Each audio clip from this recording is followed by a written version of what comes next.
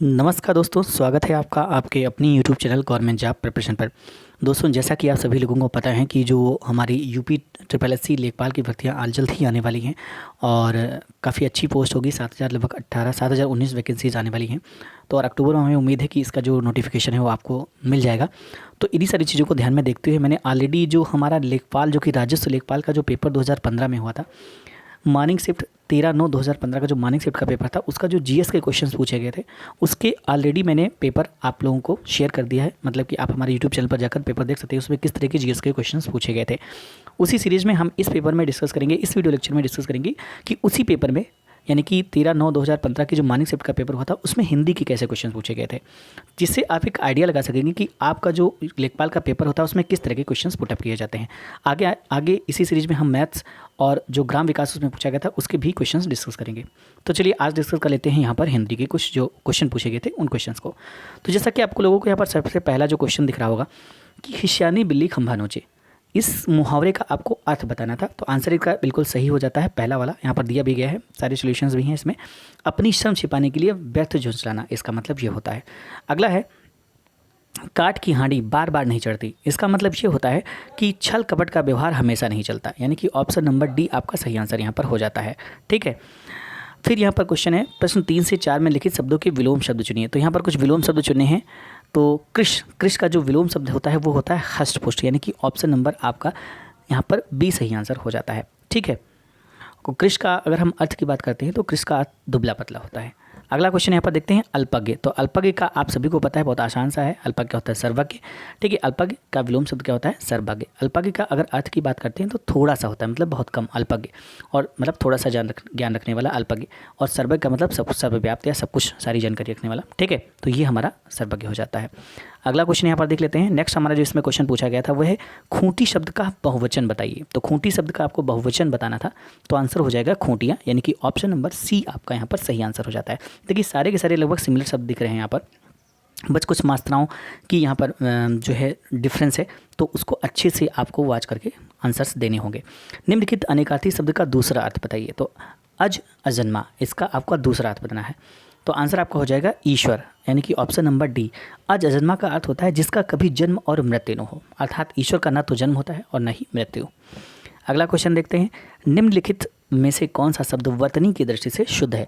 तो वर्तनी की दृष्टि से जो शुद्ध शब्द यहाँ पर है वो है प्रतिनिधि, यानी कि ऑप्शन नंबर ए आपका सही आंसर हो जाता है। ठीक है, अगला यहाँ पर क्वेश्चन आप लोग देख रहे हैं, आपको बताना है कि इसमें किस वाक्य में किस सेंटेंस में यहाँ पर त्रुटि है। तो क्वेश्चन जो है वो है विद्यालय में जलपान को उत्तम प्रबंध है। तो विद्यालय में जलपान के लिए उत्तम प्रबंध है या जलपान के उत्तम प्रबंध है, ये हो सकता है। तो यानी कि ऑप्शन नंबर बी ही हमारा यहाँ पर जलपान को नहीं होगा, विद्यालय में जलपान का उत्तम प्रबंध है। ठीक है, होना चाहिए, परंतु इसमें जलपान को लिखा गया है, इसलिए ये यहाँ पर अशुद्ध है। अगला क्वेश्चन है मुझे रेलगाड़ी में यात्रा करना अच्छी लगती है। तो अच्छी लगती है यहाँ पर ये गलत हो जाता है।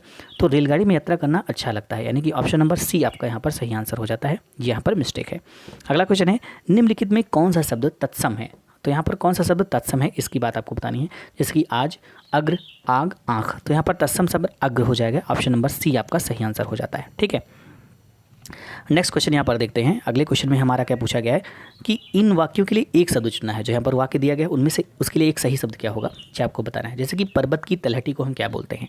तो पर्वत की तलहटी को हम बोलते हैं उपत्यका, यानी कि ऑप्शन नंबर डी आपका सही आंसर हो जाता है। और ये क्वेश्चंस यूपीडब्ल्यूएससी की काफ़ी ज़्यादा फेवरेट क्वेश्चन है, काफ़ी ज़्यादा पूछता है, तो इसको आप अच्छे से ध्यान में रखें। अगला क्वेश्चन है कंजूसी से धन व्यय करने वाला। तो कंजूसी से धन व्यय करने वाला क्या कहलाता है? ये कहलाता है कृपण, यानी कि ऑप्शन नंबर ए आपका हो जाता है। यहाँ पर कंजूसी से धन व्यय करने वाले व्यक्ति को हम बोलते हैं कृपण, परंतु अपनी सारी ज़रूरतों को कम खर्चे में पूरी करते हैं उनको हम मितव्ययी बोलते हैं। तो ध्यान रखना, मितव्ययी और कंजूसी इन दोनों में काफ़ी डिफरेंस है। अगर कंजूसी से धन को व्यय करने वाला व्यक्ति है तो उसे हम कृपण बोलेंगे, और अगर अपना सोच समझ कर अच्छे से खर्च में चीज़ों को लगाता है, धन को खर्च करता है, तो वो जो है मितव्ययी कहलाता है। अगला क्वेश्चन देखते हैं। यहाँ पर आपको वाक्यों के अरिक्त स्थानों की पूर्ति करके बताना है। उसका हृदय इतना कोमल है कि मित्र तो क्या वह अपने को भी चोट नहीं पहुँचा सकता, यानी कि अपने शत्रु को भी चोट नहीं पहुँचा सकता। ऑप्शन नंबर ए आपका सही आंसर हो जाता है यहाँ पर। अगला क्वेश्चन है देश रक्षा के लिए प्रत्येक नागरिक को रहना चाहिए। क्या रहना चाहिए? उद्यत रहना चाहिए, मतलब हमेशा तैयार रहना चाहिए, उद्यत रहना चाहिए। देश की रक्षा के लिए प्रत्येक नागरिक को उद्यत या तत्पर रहना चाहिए। अगला क्वेश्चन है अरविंद शब्द का पर्यायवाची बताइए। तो बहुत ही आसान सा पर्यायवाची है। अरविंद जो है ये कमल का पर्यायवाची होता है। इसके और भी पर्यायवाची बहुत सारे होते हैं, जैसे कि पंकज, कमल, ये सब इसके होते हैं, पर्यायवाची होते हैं। निर्धन में कौन सी संधि है? तो निर्धन जो होता है इसमें कौन सी संधि है आपको बताना है। तो यहाँ पर देखिए निर्धन का अगर हम संधि विच्छेद करें तो ये संधि विच्छेद जो आता है ये आ जाता है हमारा निह प्लस धन, यानी कि ऑप्शन नंबर डी यहाँ सही होगा। विसर्ग संधि इसमें होगी। कौन सी संधि होगी इसमें? इसमें आपका ऑप्शन नंबर डी विसर्ग संधि हो जाएगी। ठीक है। फिर देशांतर में कौन सा समास है? तो देशांतर जो होता है इसमें आपका कर्मधारय समास है। ऑप्शन नंबर ए आपका सही आंसर हो जाता है। देशों के बीच जितनी डिग्री दूरी है उसे हम देशांतर कहते हैं, अर्थात देशों के बीच अंतर। तो यहाँ पर कौन सा समास है? कर्मधारय समास है। अंबर पनघट में डूबो रही तारा घट उषा नागरी, इसमें कौन सा अलंकार है? तो इसमें अगर हम अलंकार की बात करते हैं तो इसमें रूपक अलंकार है। अब रूपक अलंकार यहाँ पर क्यों है कि अंबर पनघट में डूबो रही तारा घट उषा नागरी, अर्थात आकाश पानी में डूबा हुआ प्रतीत होता है। अर्थात जैसे आकाश में रात में तारे हो जाते हैं और सुबह सूर्य के प्रकाश के आगे तारे नजर नहीं आते, अर्थात इसमें एक रूपक अलंकार है। ठीक है। निम्नलिखित में कौन सा तद्भव शब्द है? तो इसमें अगर तद्भव शब्द की हम बात करते हैं तो ये आपका है अमी। ये आपका यहाँ पर कौन सा है? तद्भव शब्द है। अमी तद्भव है, अर्थात इष्टिका, कुपुत्र, उलूक तत्सम शब्द हैं। अमी का जो तत्सम होता है ये होता है अमृत। ठीक है। अगला क्वेश्चन यहाँ पर देखते हैं। तो अगला क्वेश्चन यहाँ पर क्या है? सही वाक्य का चयन आपको करना है। तुलसी अवधि के श्रेष्ठ कवि और ब्रजभाषा के शूर हैं। तुलसी अवधि के श्रेष्ठ कवि और ब्रज और सूर ब्रजभाषी हैं। तुलसी और सूर अवधि और ब्रजभाषा के श्रेष्ठ कवि हैं। तुलसी और सूर क्रमशः अवधि और ब्रजभाषा के श्रेष्ठ कवि हैं। तो सही आंसर आपका ऑप्शन नंबर डी हो जाता है। अगला क्वेश्चन है यहाँ पर जीवन और साहित्य का निकट संबंध है। जीवन और साहित्य का घोर संबंध है। जीवन और साहित्य का अगाध संबंध है। जीवन और साहित्य का घनिष्ठ संबंध है। तो ऑप्शन डी आपका सही हो जाएगा, जीवन और साहित्य का घनिष्ठ संबंध है। अगला क्वेश्चन है करुण रस का स्थायी भाव क्या है? तो करुण रस का स्थायी भाव सभी को पता होना चाहिए। करुण का स्थायी भाव होता है शोक। क्या होता है? शोक। तो आपको रस के स्थायी भाव के बारे में भी जानकारी होनी चाहिए। अगला क्वेश्चन है मैं खाना खा चुका था, इस वाक्य में कौन सा भूतकालिक भेद है?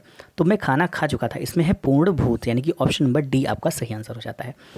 राजा सेवक को कंबल देता है, वाक्य में रेखांकित पद में कौन सा कारक है? तो राजा जो है वो सेवक को कंबल देता है, इसमें आपका संप्रदान कारक है।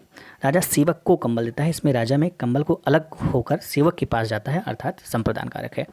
अगला क्वेश्चन है ठठेरा शब्द का लिंग परिवर्तन कीजिए। तो ठठेरा शब्द का जो लिंग परिवर्तन होता है ये आपका ठठेरिन होता है, यानी कि ऑप्शन नंबर ए आपका सही आंसर हो जाता है। तो ये थे दोस्तों हिंदी के जो 25 क्वेश्चंस पूछे गए थे 2015 के लिए राजस्व लेखपाल भर्ती के पेपर में। तो वो क्वेश्चंस को आपने अभी यहाँ पर देखा और इससे आपको एक आइडिया लग गया होगा कि किससे क्वेश्चन पूछे जाते हैं और कैसे कैसे कौन से टॉपिक से आपके हिंदी में क्वेश्चंस बनते हैं। इसी के साथ अब हम अगले वीडियो में डिस्कस करेंगे मैथ के क्वेश्चंस जो पूछे गए थे, और इससे आप एक आइडिया लगा सकेंगे, एक रफ आइडिया आपको मिल सकेगा कि मैथ में कैसे क्वेश्चंस पूछे गए थे और किस तरह से हमें आगे मैथ में प्रिपरेशन करनी है। और साथ में आप हमारे चैनल से जुड़े रहें, यहाँ पर भी आपको इससे संबंधित बहुत सारे बेनिफिशियल वीडियोज़ प्रोवाइड किए जाएंगे ताकि आपको अपनी प्रिपरेशन में थोड़ा सा हेल्प मिल सके। तो मिलते हैं नए अपडेट के साथ, तब तक के लिए थैंक्स फॉर वॉचिंग।